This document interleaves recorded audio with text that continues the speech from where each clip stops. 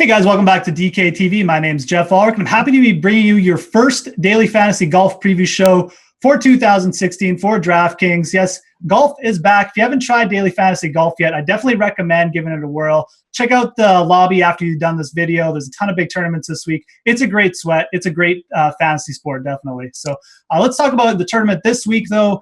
The Farmers Insurance Open, it's a regular tour event. About 150 players are going to be involved, and the cut's going to be after Friday, just like a regular tour event. So get that Friday cut sweat in again.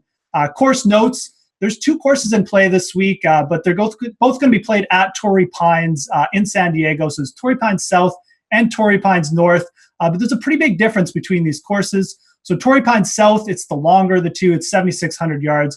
It's pretty much the longest course the players will play all year, so that's something to keep in mind. It's a really tough test, but then it's sort of a neighboring brother, Torrey Pines North, not so tough. It only comes in at about 7,000 yards, and it's a course that you're going to need your players to go low at, kind of like last week. So each player will play these courses once before the weekend, before the cut, so you're going to need some good scores there, some good solid golf. The par fives are going to be really important on both these courses. Because Torrey Pines South plays so tough, the par fives kind of represent the best shot the players have at making birdie all week. So you're going to need your players to take advantage of that. Par five scoring is going to be really important. 5 of the top 6 players from 2015 went -6 or better on par fives for the week. Just to give you an example of how important it's going to be, definitely something to keep in mind. But there's going to be 2 courses to play. So when you're looking at that leaderboard, just keep that in mind, especially Thursday and Friday. So some tournament tips for making lineups. Definitely look for length off the tee this week. I think that's a big thing. I think that's going to be a big factor. Generally, the longer players do better here, although there is some exceptions, and I'll talk about that in a second. And also look for players who can get it done on the par fives. Par five scoring is just such a big factor this week that I think looking at those 2 statistical categories when you're making your rosters is a really important thing this week.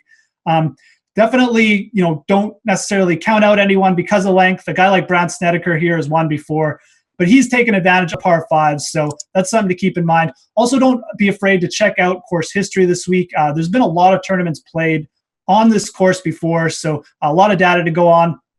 As far as players who've had past success here, there's definitely been a few. Nick Watney, he loves this course. 7 appearances, he's never missed a cut, and has 5 top 10s to his name, including a win in that span. So he's definitely a course specialist this week.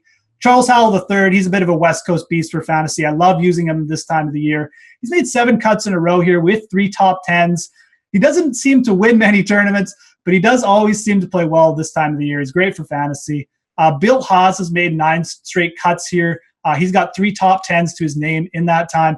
He's just a steady player for fantasy golf as well. Someone else you got to sort of consider this week. And then Brandt Snedeker, I already mentioned, length doesn't necessarily the be-all, end-all this week.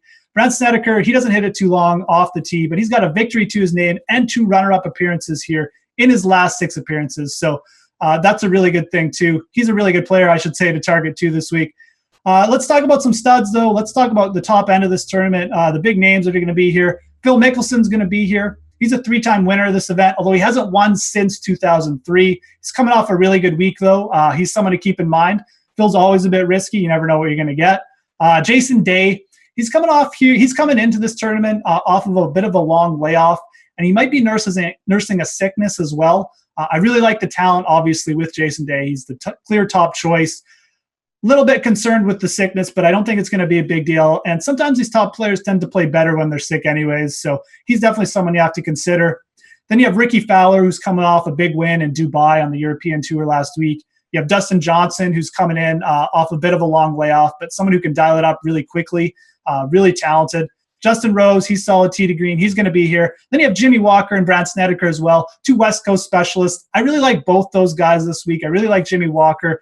And I think if I was going for sort of a lower-owned tournament play from the studs, I would go with Dustin Johnson. I like him a lot this week as sort of a fly-under-the-radar player for sure.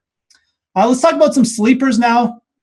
There's Robert Garrigus and Stuart Sink. Those are my 2 favorite players sort of at the 6,600 range.